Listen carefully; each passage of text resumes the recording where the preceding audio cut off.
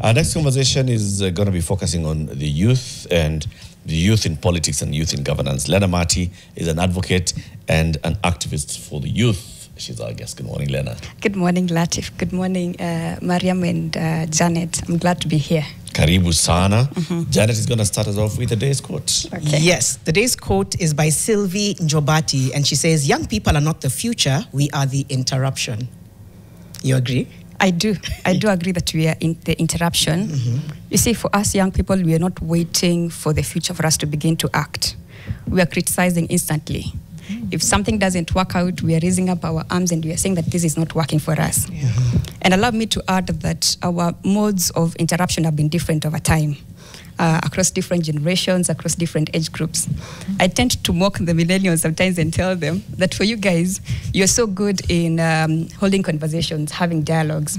But for us Gen Z, we want something that is grand. We want something that is pronounced. We want something that is so expressive. And we want something that will give us fulfillment immediately. So when you see us go to the streets or come to social media and express ourselves, that's just how we are. We are different categories and we express ourselves differently. Your approach is radical. Exactly. Are there any interruptions that young people are forcing that leaders aren't listening to? Absolutely. You see, allow me to talk about what has been happening in the last 1 year. For us, if you look at, allow me to talk about my generation more because I'm well versed with that. If you look at my generation, it's more grounded in certain ideals. They want things like equality. They want things like justice. They want things like good governance. They want things like gender equality, all those kind of things. And we are trying to force it because we believe that that is what is right. But if you look at our leaders, they are dismissive of us. You know, they don't want to listen or they don't want to implement. And you see, that creates conflict. It creates some kind of contention. Because the moment that you dismiss me as a young person, and yet I've raised something that is valid, I tend to become more aggressive. And that's why you'll hear, there's even a song, you know, that is on YouTube. I don't know, I can't remember the singer, but it says, Usini advise me, Usini advise, you know, let me advise you. Usini advise. Yes, because we feel like your advice is already flawed. We believe in our own advice that ours flows from a point of genuinity. Yes. Wait. Let me begin with this idea of a youth agenda. It should be a unified youth agenda if it is indeed to be called a youth agenda. Yes. When you think top 3 things young people have on their mind right now, what are they? The top 3 things that the young people have on their minds, number 1 is good governance. And they want this good governance to trickle into economic improvement. I believe that once we've been able to have economic improvement, then most of the things in our society will be sorted. From things like security, you know, to things like education and all those kind of things. So I believe that on top of things of what the youth really want is that they want good governance. Because if there's political instability or there's no stability when it comes to matters governance, then we cannot expect stability of the economy. True. Yes. Okay, so governance, then economy. Yes. Is there a third? Anything else? A third, I think that will just literally like sort itself out. Once we've been able to sort those two, I think now the third things will definitely sort themselves out. We also want to be happy. Yeah. Yes. You want to be happy? Yeah, you want to thrive. We want to thrive. Yeah, I think we've fought for a very long time, you know. At one point we feel like we've gone to Gaza and we've been back because of, you know, the kind of sacrifices that we've made for ourselves and the country in general. I think we deserve rest.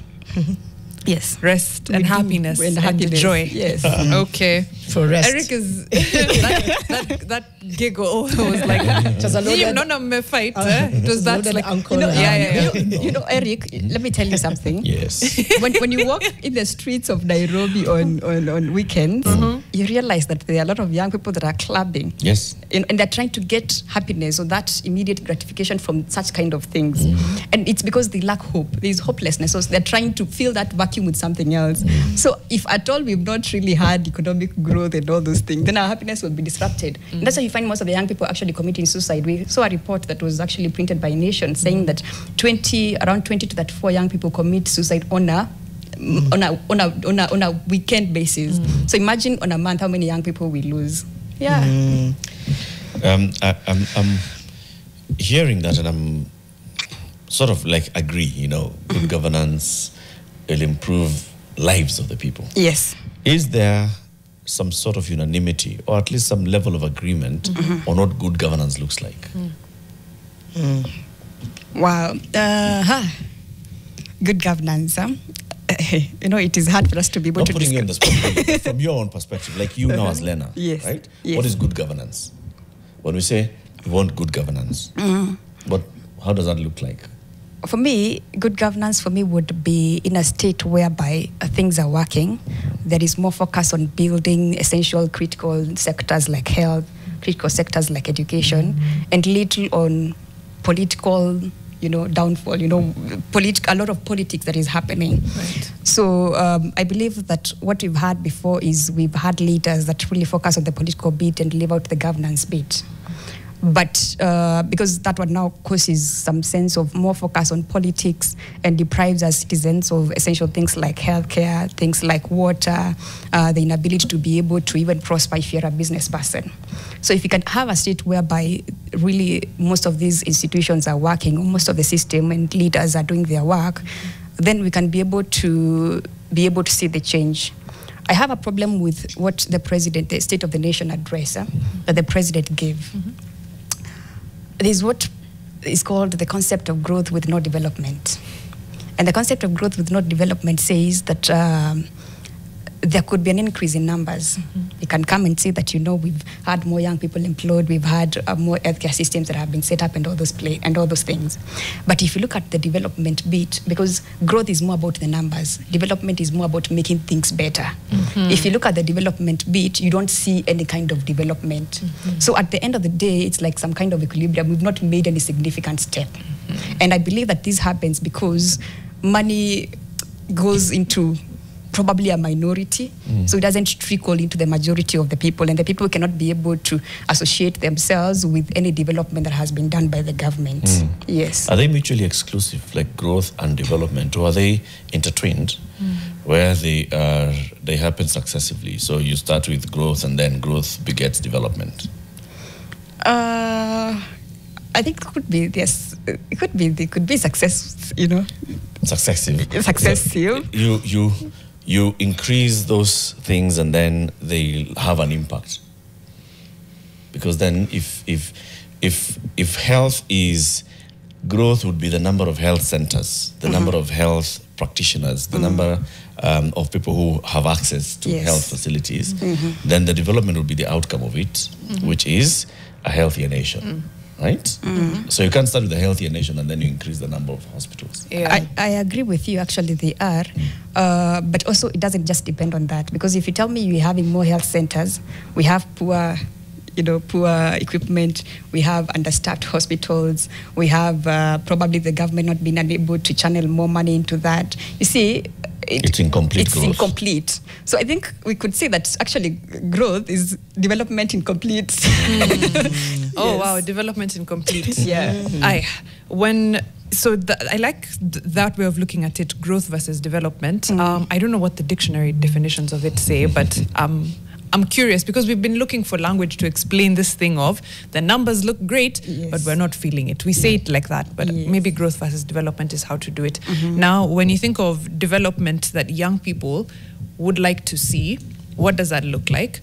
And of course, again, there is no big unilateral mammoth of people called young people. It changes, right? That's from true. Place to place, from age group to age group, from party to party. So even if you could go granular and think of within this young people umbrella, smaller groups and what development means to them. We can start with young women. You could do young men as well. You could do, from county to county, not all 47, but you get what I mean, from regions of the country. Yeah. Okay, I love what you've said, that sometimes development is relative. And I say is relative because even when you are choosing our leaders, our interests are different. I tend to see that sometimes they are legitimate interest and then they are the harmful interest. Okay. Like now, for instance, if we are looking at the candidate for 2027, we'll have different interests depending on the different groups. Yeah. the business people, the business class will come in and say that, for us, we will choose a candidate that is able to make our economy to be able to thrive, whereby I can be able to set up my business and become successful. So for them, they will look at that aspect. Then the youth group will also come out and say that, for us as the young people, we would want someone that will include the youth in decision-making tables. There will be an increase in the number of youth that are being appointed in different leadership capacities. And not just beyond that, but we would have to have support in our business, And then also the church will also come out and say, we're also looking at our own. We want someone that carries the gospel with them. The women will also come out and say that, we want, tunataka sisi kama wamama, tunataka mtu ambaye atangalia maslahi ya kina mama, Even, the teachers will also come with their own issues. Even the tribal bygods will come and say that, what, we also want someone that is our own. If you're not our own, you have to be an ally of our own. So this kind of interests are different. There's a young person right now that doesn't feel like they would want to get into the political space. So for them, inclusion in the political space is very different. Their needs are very different. For them, they would probably want education. They would want a place whereby they're getting skills and all that.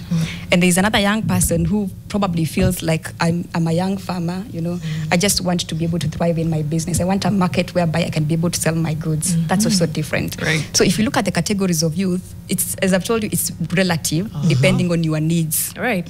So then how do we have a youth agenda when, as you've rightly pointed out, kila mtu akona agenda yake? Teachers, youth. How do you harmonize the needs? They don't need to be harmonized. It's not harmonized, but there has to be a sense of, has to be is a strong word. It's important to have a sense of unanimity. Yes. Again, I keep thinking about Nepal and how the Bishanad, okay, who do we need to pick a young person to be interim. We need to pick them. They were just forced to spend a few days online and be like, we're going to figure it out. And then kind of ended up saying we'll have the former Chief Justice. And she said, I'm interim. But there was something magical about how, I'm sure, and it's being studied continuously, how they all put their differences aside and said, what do we all need now? Before now we think about how that affects all of us. I don't know. That's when you ask, should it be what's unanimous? Urgent? What's the urgent thing that brings us together? That then you have somebody at the helm who at least is stabilizing things before we spill over. What you're saying, not necessarily? Well, yeah. If you look at all those countries, even the other one that picked Yunus as the interim head after Bangladesh. It's not Yunus Buniangali. Okay. Just check. Yeah, this one has the former CJ and all. That is not unanimity of solution. That is like, okay, we need a stabilizer, a non-polarizing stabilizer. But do we know whether, like the youth of Nepal, have all of them across the country unanimous in their issues? It's Bangladesh. It's Bangladesh. Bangladesh. Has, what's Muhammad Yunus. Yeah. Yes, seriously world-renowned and respected figure. But do they have one issue that's an agenda? And it can't be. You cannot be homogeneous. No. Youth are youth. Youth, remember right now we're talking about youth 35 and below. Yes. Okay? 13-year-olds are youth. And their things and they're looking at life is different from 25-year-olds. It's different from 32-year-olds. Even if we talked about the Gen Z, it's an entire generation of people at different stages of life experiences and at different stages of perspectives of life. Yes. Urban versus rural. Levels of education also matter. Careers also matter. And that's why I think when you see youth who are teachers advocating something, youth who are working in the Juakali sector advocating something, youth who are working in another sector, youth who are in a certain region, youth in Mount Kenya would be different from youth in Coast or youth in Northeastern. But does that help or hurt the youth agenda? It's brilliant in the terms of how diverse we all are. Yes. But when it comes to an urgent agenda... So I think that's the answer there, that we can't be homogeneous in, our needs, but there can be one overarching push, which is, I think governance to me is like the low-hanging fruit. Exactly. That's what and economy, the two you gave actually. Okay. It does not matter, teacher, farmer, there is no one It who spills does into all those. It comes into Exactly. that one issue of the governance. Maybe now the challenges would be on the approach to the solution. Now, do you all agree that the solution would be a one-term or two-term? Okay. Do we agree that the way things have been done so far would score it at 10%? Some would score it at 60%, some would score it at 10%, others would score it at 42%. Yes. Yes. Now, where is the majority? Where does the majority lie? If a majority lies in over 40, 50%, you may end up. Okay. That's absolutely. I always say that there is nothing that is happening right now that does not have a trace in history. And that's what I call the blessing of history. Such that whatever we've gone through or whatever we've even had more aggressive moments before. Yeah. Some have had revolutions that have passed and others have failed. And the thing about revolution, or whereby there is that desire for change, is that in as much as it may have an impact, a positive impact, it is also likely to have a negative influence. Like now, for instance, I always say that if it's the protester, if the protests are not carried in a way that they are brought to a successful end, they have the capability of tilting a country to civil unrest. But also, on the other hand, if they are carried on successfully, they have the capability of putting an end to rogue regimes. We've seen that. I like to give an example of the American Revolution, that the independence of the American people today lies in the revolution that they had, the American Revolution at that particular moment. So they were successful. Now, as the youth, I feel like there is unity in numbers. We have the majority. But when it comes to unity in an agenda, it is not there. And I understand this because, just like you've said, our youth, number one, they come from different geographical locations. And those locations have different needs. Secondly, we also come from different political parties. And those political parties have different interests. So it is very hard for us to be able to identify a common agenda that probably we're working towards. Because, as I say, 2-term, another person is saying 1-term. That Exactly. can be an agenda anyway. 1-term and 2-term is not necessarily the agenda, That's true. Even the president has said it. He's like, you can shout 1-term, but what are you selling? Yes. What's your manifesto? It's what's not a your gauge. plan? It's not a gauge of an agenda. Because if you what would the agenda be? That there is bad governance. Yeah. Okay. Okay, so it comes down to governance. Okay. I think it's break time. It's break time. I know. In fact, I was going to say, I have a question. Answer after the break. We will come back and continue the conversation after the break. Stay with us. It's coming up to 8:30. 400. Sandela hivyo utawekwa kwa haya andika agenda. No, tumesema slogan. sisi wote tunawapea agenda. We come up with it collectively, and then we give them to implement. You're there to implement. That, I think, is one of the most brilliant things to come out of this show. That we need to have the agenda. Unakuja tu kufanya kazi. So we're just checking your competency. Janu, have you implemented a project of this scale before? Eric, have you? Okay, that's what we're deciding on. I like that. We're coming back to Lenah, and I know you were making a point. Yes. Some quick feedback as you go back to that. Jose says indicators of positive economic development include low unemployment for professionals, as well as low-level cadre jobs, low inflation, high levels of confidence in the policies of the country. Then he goes on to say these development indicators are all negative for our country. High unemployment, high inflation, very low confidence in the country's leadership.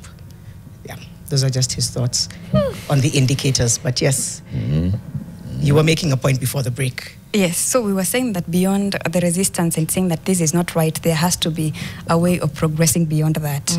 You see, one of the things that we ought to have done and all that we ought to be doing beyond just coming out and saying that the government is not working in line with what we chose to do would be what is now next. Okay. Like, for instance, if you look at the 2022 elections, we had 22 million registered voters. Out of those 22 million registered voters, only 8 million were registered as youth. That's 40%. It's not proportionate to the population of the youth who are 70%. So now you say that you want change, you are the initiators of that change, but then you also don't want to be the one to carry that change towards the end. It cannot work like that. Secondly, if you look at the places that experienced protest, were more of the urban places. You see, after the disciples had received the Holy Spirit back then in Jerusalem in a room, they did not just stay there. They went beyond the room to spread the gospel of to spread the gospel. We were all shocked some time back when the president was in Eastern and a woman told him that, I don't know you. At one point we thought the woman was probably, she was joking. But this tells you about that. This tells you that not most of the young people actually know about what is happening. Yeah. I remember in 2007, I used to live in my Shago, and I had no idea what was happening. In fact, people were telling me that people are fighting, but I didn't have access to the internet. I could not be able to access or to get to understand what is happening. Right. So I did not know what was happening, which is normal for young people that live in those areas. So the fact that we have seen the light as the urban youth, we ought to go out there and begin to look for ways to be able to influence that change within other young people. Mashinani. So now, for instance, one of the things that is biting us is tribalism. Most of the people that actually vote based on tribalism are uniwatua mashinani. Secondly, I have to challenge you there. Secondly, okay, you will. Okay. Secondly, is also the issue of dependency. You realize that we fail to make our own, decisions because of the kind of things that have been displayed to us by politicians.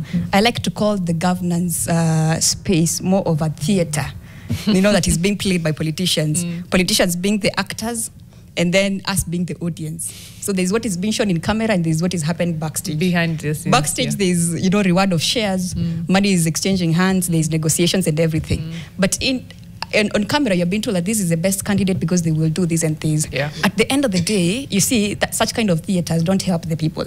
Actually, when the lights go off and the actors move from the stage, that's when our reality hits the ground. That, what? We have been played. Yeah. Yes. Okay. You can challenge me on tribalism. Yes, the idea that it's only young people or people in rural areas that vote along tribal lines. Unfortunately, I can only use anecdotal data.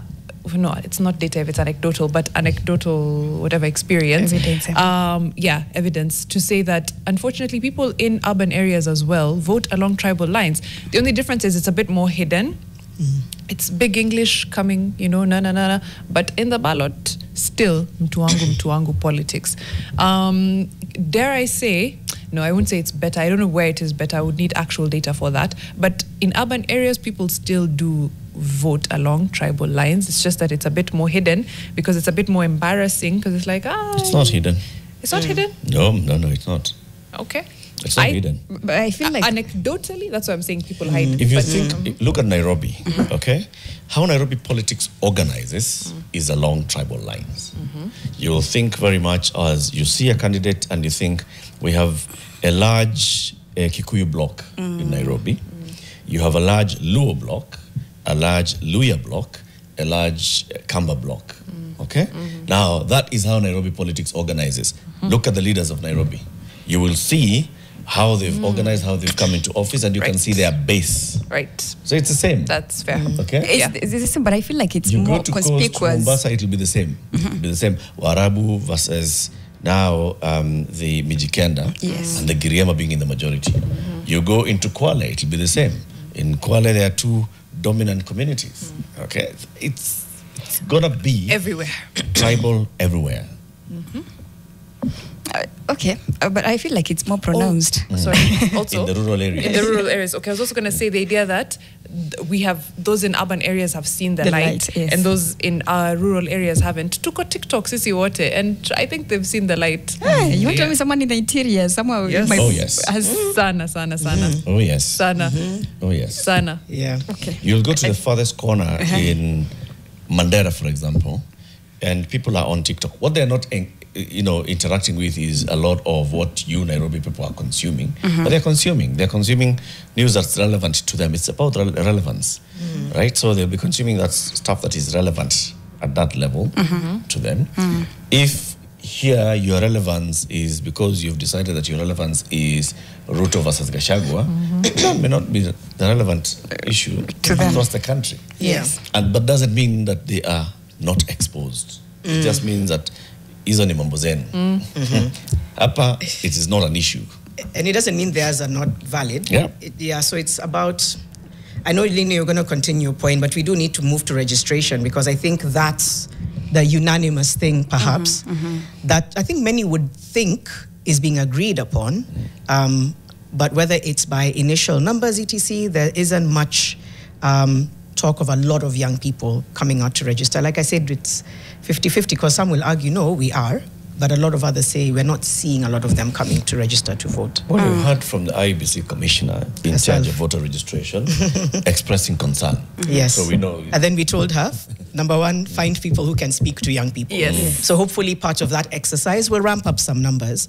But from where you're sitting, Lenah, how much of, doesn't that tie in to the unanimous power that young people can hold in pushing for a different Kenya is what they do at the ballot? And why do you think it's not happening at scale? Right. Yeah. But also, if you do feel that we're wrong on the... That's true. On, this young urban versus rural narrative, please feel free to challenge. Yeah.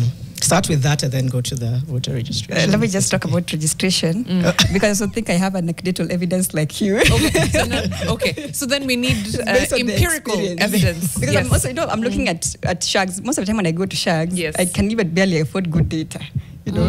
And I'm someone who is exposed, and I can be able to get some good money to buy data. But so I'm looking at a young person out there who cannot even be able to afford probably most of their basic needs. How will they be able to even get access to phones and be able to have data and all those things? But also my needs is anecdotal, so it's not complete unless we get the statistics. Right, yeah, we need empirical. Sawa. Maybe Go on. Latif is going to help us, because for him is always, those things are always in On his fingertip. It's not always. Please. You know. I'm taking it. Yes. Just not the always part. Okay. But on to voter registration. You see, there was data that was actually, there was an a survey that was carried out, and the data showed that most of the young people are passive appreciative, and are passive appreciative in the aspect that they appreciate democracy. They know it's there, they recognize it, and they adhere to the ideals of that democracy. But when it comes to civic engagement, they do not want to be part of it, and this is because they feel like the same is biased. When I'm looking at the whole of this registration exercise and listening to the needs, to the what the young people are saying, I feel strongly that the young people don't feel like the ballot is the major way that they can be able to bring the change that they want. And this is because we have been in a state of continuation. You're voting people and you think you're voting in to bring change, but you're helping them to be able to consolidate their own power, their political survival. So we're still adamant, and we feel like this democracy has had more flaws than it has been able to succeed. And that's why also data shows that there has been, not much, but there has been a rising accommodation of means that could be undemocratic to be able to bring change. You see the way those that have carried coups are celebrated across Africa. So the young people feel like this thing, democracy, is too cold, and it's too, it doesn't bring change as they would want. But also, I want also to blame IEBC, because I'm not seeing the kind of engagement the IEBC has had with the young people. I remember in 2022, we would have influencer thing, having other influencers to come and speak to the young people, going to universities to speak to them and all that. And you see, our generation is more of social media generation. In fact, we have what I think the influencer culture is going to influence elections in 2027, in the aspect that, for me, instead of listening to the main media, I'd feel so good going to social page of a particular political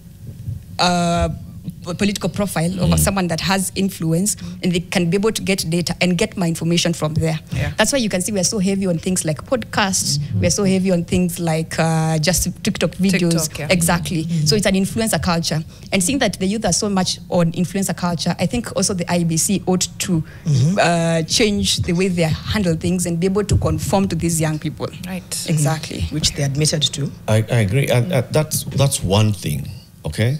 But also there's this whole side as well, that the youth should not also just sit on their laurels and expect to be served.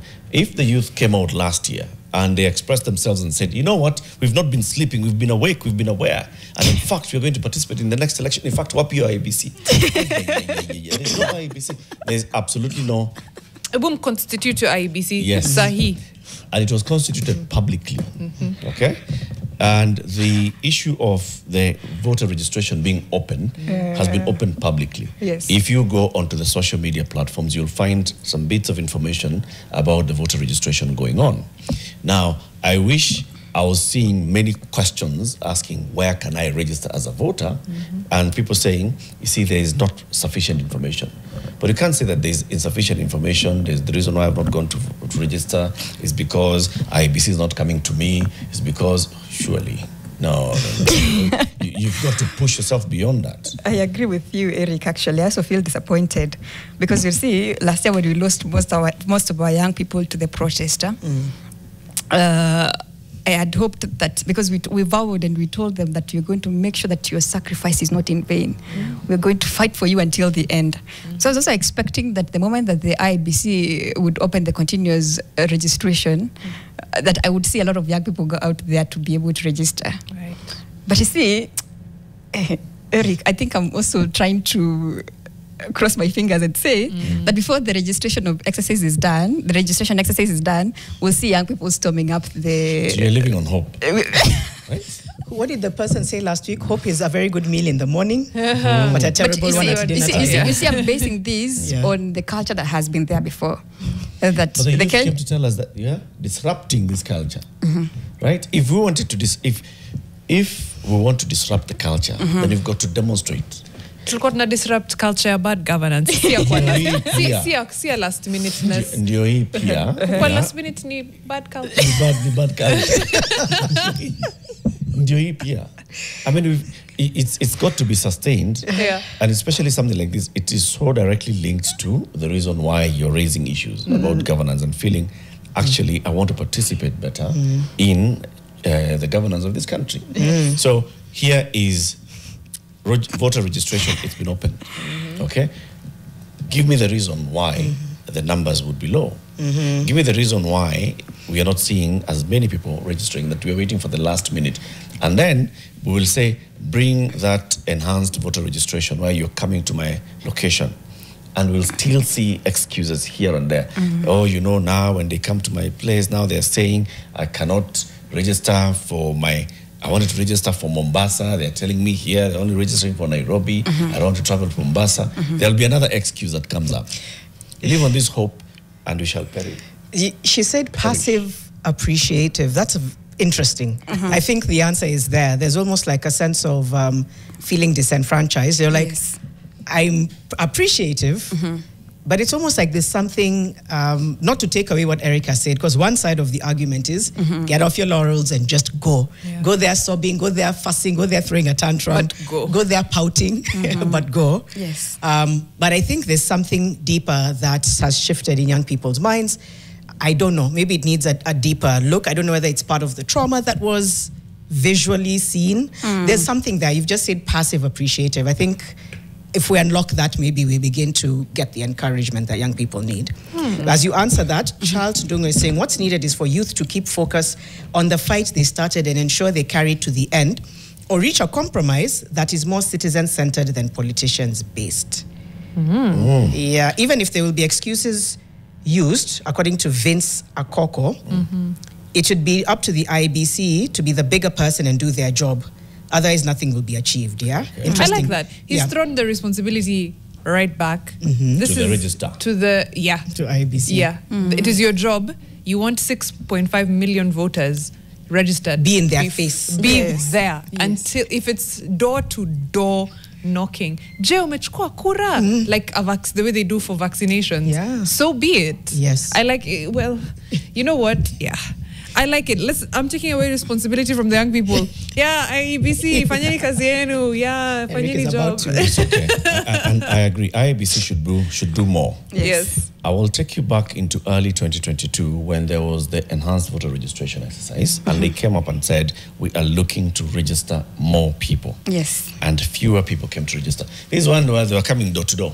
The door to door one we were talking about. The excuse given then by the young people was, this thing seems to be predetermined anyway. Exactly. I mean, why am I going to participate? That was the excuse then. If you look at what's happening now, you just see it's a thread of excuses. That even that excuse then, it's not that they were not aware there's an election coming. They were aware. It's not that they were not aware of the candidates and they were aware. They just came up with the excuse of, but I don't want to participate. I mean, they've already chosen who's going to participate.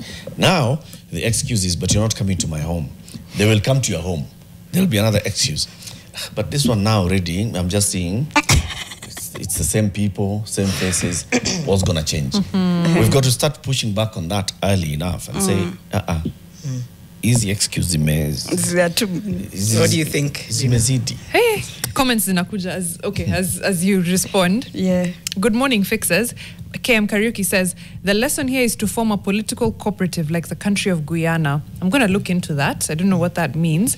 Jose 89 all, says IEBC should carry out mass voter registration with voter registration decentralized nearer to the voters. I believe at the moment registration is done at the constituency offices. Yes. That is true, and they will carry out the mass voter registration later on. I'm not sure when it begins, I forget, but that is part of the plan. Right now it's just continuous, right? George Kinyua inject.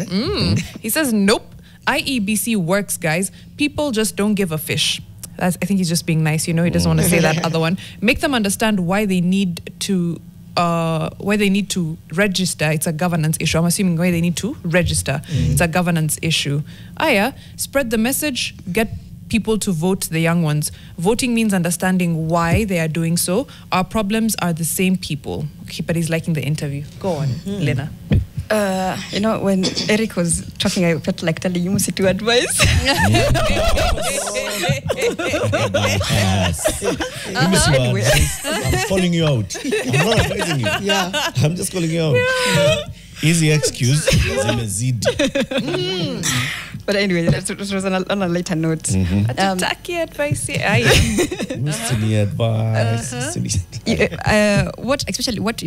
the young people are actually saying is really very legitimate. Most of the time we feel like we are just part of continuing something that has already been decided. And that one, it always feels bad that, you're just going to rubber stamp something that has already been decided. Now, I blame IBC, but I also blame the youth. Because the youth, they seem to be swayed on the moments of, momentary emotions.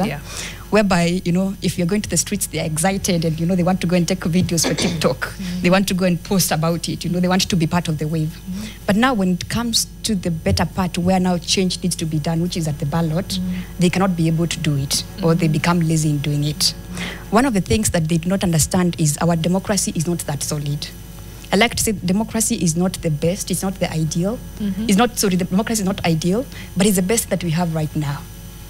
That's the only thing that we can be able to bank on to be able to bring change. Now, we don't have a solid democracy whereby we can be able to say that simply because Mariam has been found to be corrupt, that immediately she steps down. This is not United Kingdom, Well, this is not Germany. So that means... That's when I say I'm not going anywhere. I will not resign. Yeah. That's when you become now arrogant. And you begin to say that my community is being attacked. Yeah, of course. Why are you attacking my people? Now that it's our turn to eat, we've been in government for only 2 years. Exactly. Suddenly now I'm corrupt. I'm now corrupt, yes. And in fact, you buy your house somewhere in Cape Town. Anyway, that means that our democracy is not solid. And that means that most of the institutions do not work as we want. And most of our leaders will not work as we'd really want them to be able to work. Meaning that most of the responsibility now comes back to the people to be able to implement that which they want or they desire to see. Right. I saw some time back, a particular governor was found to have mismanaged funds. And when the senators who are members of the Public Accounts Committee visited the area, they said, oh my God, what is this? How do people even learn here? And I was expecting that probably some prosecution would be carried out by the relevant bodies to be able to look into the matter. But what I saw was a part in the back telling them, do better next time. Make sure you do better. In short. Exactly. Oh. So that tells us that as people, much of the work needs to be done by us. And I'm calling out the youth. I don't want to really keep blame shifting and saying the IBC is wrong, the youth. I think both of them are wrong. So I'm calling out the young people to go out there and take their votes. Change can only be done either by a gun or by the ballot. It's us to be able to choose which one do we want. Bullet or the ballot. Yes. I like Malcolm that. X, I think. Oh, that's... Actually, whether you know what you're right. Because I've just been thinking as you're talking, and I'm like, guys, Fanya PSA. Atuogopi wazazi. Tear gas amuogopi. Maandamano hakuna kuogopa. Marathon hakuna kuogopa. Small voter registration is where you draw the line. No guys, let's get serious. Let's get serious. I'm there to edit that. Alafu ikwe high rotation. Yes. Registered today. Have fanya kama WhatsApp Nation. Nifanyie kama WhatsApp Nation. By the way. I'm doing it actually. Very after the show. I was saying that things appear to have been predetermined and decided. Yes, they are decided. Why? Because you are not there. All right. If you're not there, things are going to be decided in your absence. It doesn't mean that people are going to come and wait for you to come. Let's decide. You see, you didn't come yesterday, so we didn't take a decision. No, things will be decided. They'll be decided. If you don't participate in the nomination of candidates, those who participate will decide who the candidates are. Okay? If you don't participate in the election of the candidate to go into office, those who participate will decide who goes into office. And then you can't sit back and say, you see, these things seem to be predetermined. They are predetermined, yes, by those that participate. If you don't participate, don't maintain shut up. But we have 30 seconds just to wind up to respond in your final message. All right. Eric, I would want to counter you on that simply because most of the decisions that matter are not made within the public square. They are made within boardrooms. And most of the time, even if you look at the candidates that we are offered, by the people that have been put in the boardrooms by others. But also, if you look at the kind of people that we are offered, sometimes we lack choice. I found myself in an election season whereby I'm asking, okay, which choice am I supposed to make here? It's like telling someone, make a choice. I give you a black cow, I give you a white cow, I give you a red cow. So I'm telling you which choice is better. All of them are cows. That's just the difference is the color. The thing is, you are the one who's giving me the choice. Yeah. Because I did not participate in choosing. If you come to me with the choices already made, then I cannot be complaining.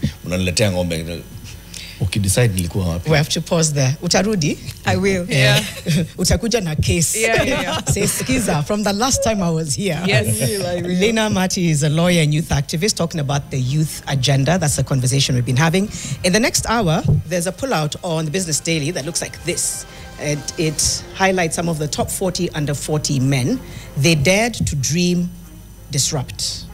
Yeah, they dared to dream and disrupt. So a few of them will be joining us in just a few moments. We highlight and celebrate some of the men who made it to the top 40 under 40 2025 with Business Daily. We'll be back in a moment.